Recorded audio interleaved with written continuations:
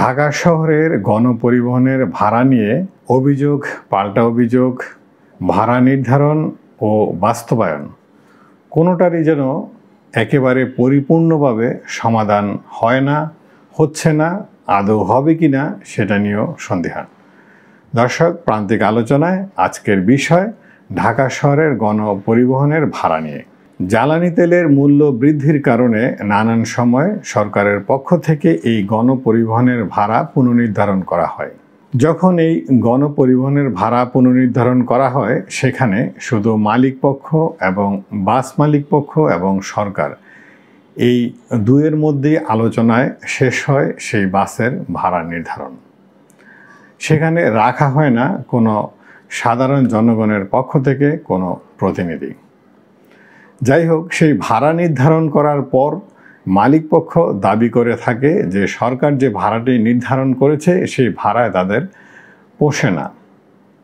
আবার এও দাবি করে থাকে, হ্যাঁ, এই ভাড়াই আমাদের পোষত যদি না এই গণপরিবহনের প্রত্যেকটি ঘাটে ঘাটে তাদের চাঁদা দিতে না হতো। তারা দাবি করে থাকে ঢাকা শহরে চলাচলরত প্রত্যেকটি গণপরিবহন থেকে দৈনিক 2000 টাকা চাঁদা দিতে হয়, সেটা কম বেশি হতে পারে। এই চাঁদা কে নেয়, কারা তোলে, কতটা সেক্টরে এই চাঁদা ভাগাভাগি হয়, আমরা এটা পরিষ্কার জানি, প্রশাসন পরিষ্কার জানে, অনেক মানুষই সেটা জানে, কিন্তু এর সমাধান কিন্তু কেউ করছে না বা আদৌ করবে কি না তা জানা নেই। আপনি যখন গণপরিবহনে চলাচল করবেন, আপনি লক্ষ্য করবেন প্রত্যেকটি সময় এই গণপরিবহনের কন্ট্রাক্টরদের সাথে সাধারণ যাত্রীদের ভাড়া নিয়ে সব সময় একটি তর্ক বিতর্ক, কম বেশি পাওয়া না পাওয়া দেওয়া নিয়ে তর্ক হতেই থাকে। যদি আপনি গণপরিবহনের যাত্রী হয়ে থাকেন তাহলে এই বিষয়টি আপনার দৈনন্দিন ব্যাপার। এই সমস্যা থেকে পরিত্রাণের জন্য সরকার 2022 সালের শেষের দিকে বিআরটিসির মাধ্যমে একটি সিদ্ধান্ত নেয় যে বাস ভাড়া যাতে বেশি নিতে না পারে তার জন্য টিকেটিং চালু করার সিদ্ধান্ত নেয়। বিআরটিসি বলে থাকে যে আমরা প্রথমে বিআরটিসি বাসে এই টিকেটিং চালু করব এবং পর্যায়ক্রমে বেসরকারি বিভিন্ন রুটে, ঢাকা শহরের বিভিন্ন রুটে, প্রায় এখানে 40 থেকে 45টি রুট আছে, বিভিন্ন রুটে প্রত্যেকটি বাসে পর্যায়ক্রমে সেই টিকেটিং চালু করবে। ফলে সাধারণ মানুষের সাথে বাসের কন্ডাক্টরের যে তর্ক বিতর্ক হয় ভাড়া নিয়ে, মাইলেজ নিয়ে, সেটা আর হবে না যদি টিকেটিং চালু করা হয়।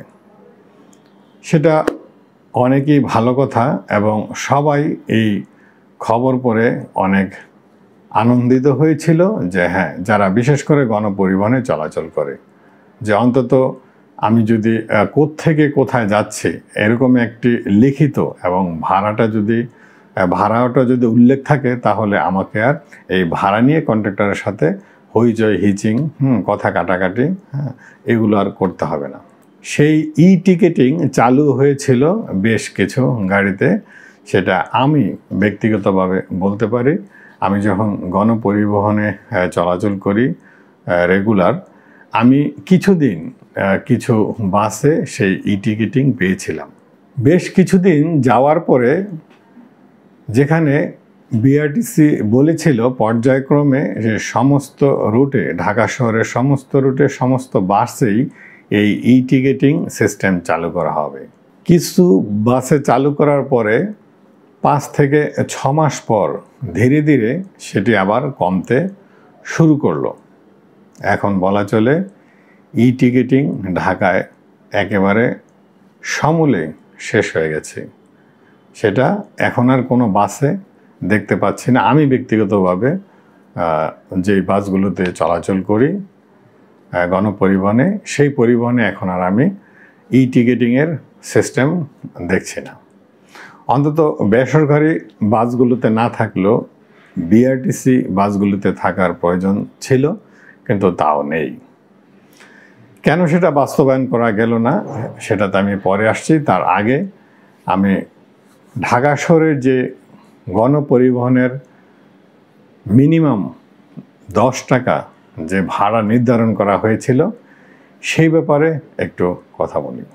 সর্বশেষ সরকার থেকে নির্ধারিত করা হয়েছিল ঢাকা গণপরিবহনের বাস ভাড়া সর্বনিম্ন 10 টাকা।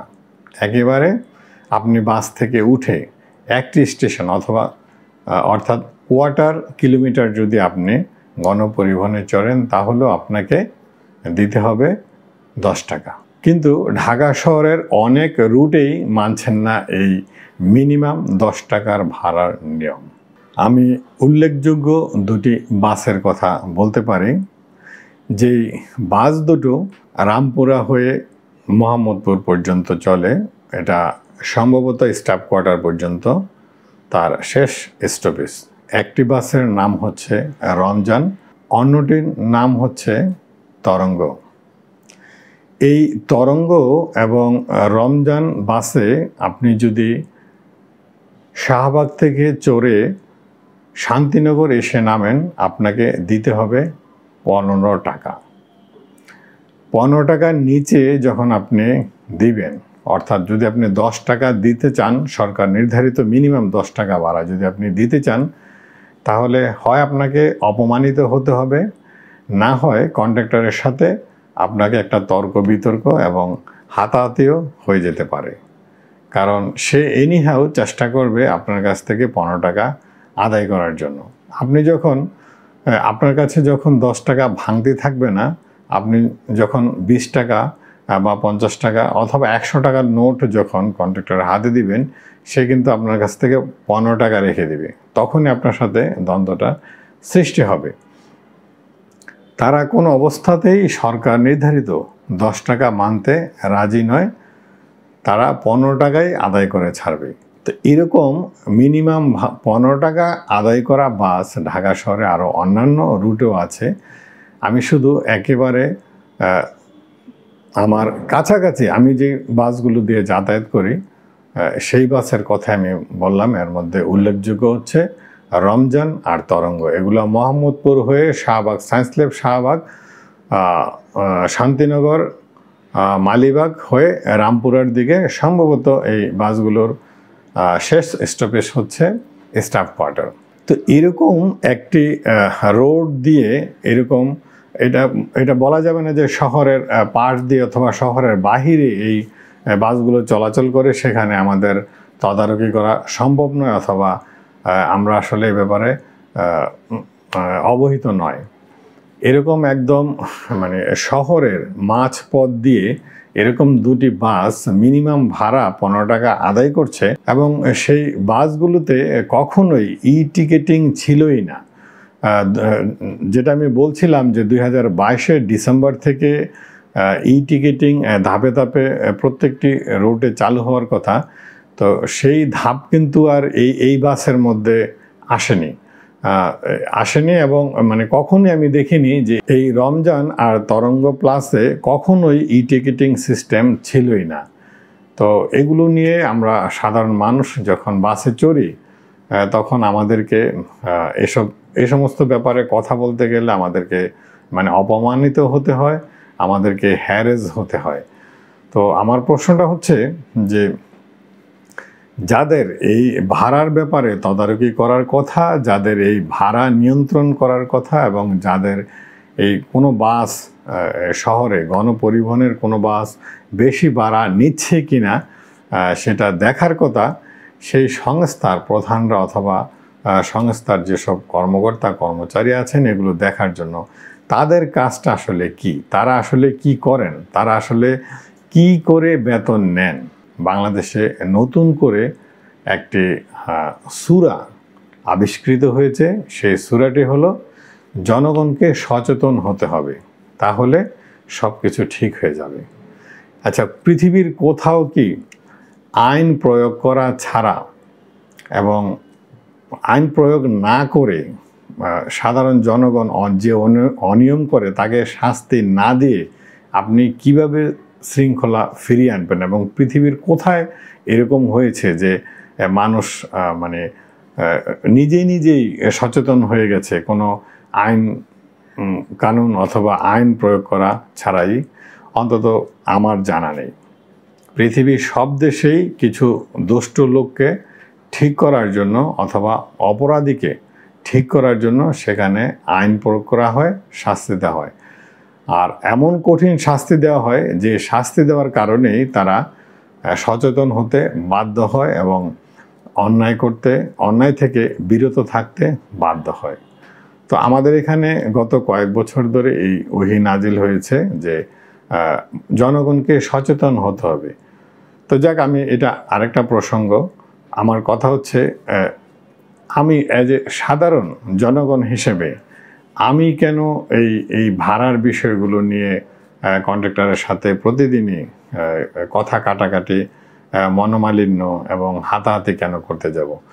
সরকার কেন সেটা কঠোরভাবে সেই ভাড়া নির্ধারণ এবং বাস্তবায়ন কি করলে সেটা দেশের জনগণ অথবা যারা গণপরিবহনে চলাচল করে তারা মানে নির্দ্বিধায় এবং কোনো প্রকার হ্যাসেল ছাড়াই চলাচল করতে পারবে এবং বাস মালিকরাও জনগণকে সুন্দর একটি সেবা দিতে পারবে, সেই পদক্ষেপ কেন সরকার নিচ্ছে না, কেন বিআরটি নিচ্ছে না, কেন এই কর্তৃপক্ষ নিচ্ছে না? কারণ হচ্ছে, আমরা যেটা বুঝি সেটা হলো শস্যের মধ্যে ভূত। আপনি যে শস্য এনেছেন ভূত তাড়ানোর জন্য, সেই শস্যের মধ্যে ভূত রয়ে গেছে, যার ফলে এই ভূত আপনি তাড়াতে পারছেন না। এই যে টিকিটিং চালু করার কথা ফাইনাল হলো এবং চালু করা শুরু হলো, সেই প্রজেক্ট কেন ধীরে ধীরে মানে নাই হয়ে গেল, থুবড়ে গেল অথবা বেনিশ হয়ে গেল? কারণ টিকিটিং সিস্টেম চালু করলে আপনি অতিরিক্ত টাকা নিতে পারবেন না। এর ফলে এই প্রজেক্টকে ধীরে ধীরে শেষ করে দেওয়া হয়েছে। আবার সেই আগের মতোই বেশি ভাড়া আদায় করা, সিটিং সার্ভিসের নামে বেশি ভাড়া আদায় করা আবার চালু হয়েছে এবং সেটা চলতে থাকবে। জানি না এর থেকে কবে পরিত্রাণ পাবো এবং দেশের সাধারণ জনগণ যারা গণপরিবহনে যাতায়াত করে তারা এর থেকে কবে পরিত্রাণ পাবে। দর্শক, আজ এই পর্যন্তই। সবাই ভালো থাকবেন, সুস্থ থাকবেন।